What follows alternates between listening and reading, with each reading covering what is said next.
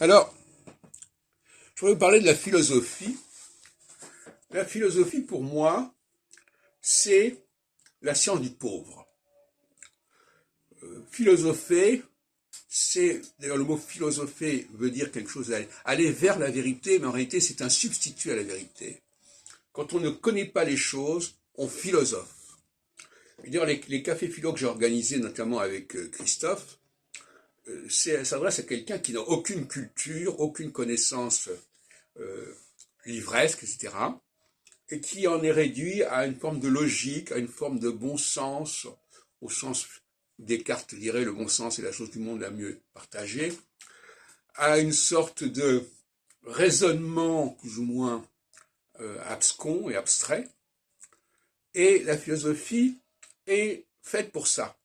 Elle est faite pour que le peuple puisse dire des choses.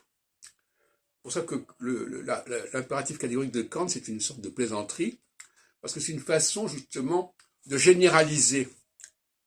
On généralise un principe éthique, etc., à l'ensemble de l'humanité, etc.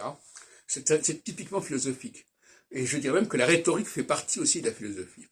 Donc, de certaine manière, je n'ai aucun respect pour la philosophie, si ce n'est justement au niveau du raisonnement, quand on a, mais pas quand on, pas de la part d'un ignare, mais quand on est justement aux marges du savoir, quand on ne sait pas exactement ce qu'il en était avant, par exemple, le problème de ce qui est avant est un problème très complexe, ou après d'ailleurs. Là, effectivement, il faut philosopher, si on peut dire. Mais quand il s'agit de pallier des incohérences et d'inconsistances du savoir, la philosophie n'a aucune raison d'être. Si ce n'est justement pour donner l'illusion d'un savoir. La philosophie, c'est s'illusionner sur le savoir, sur son savoir.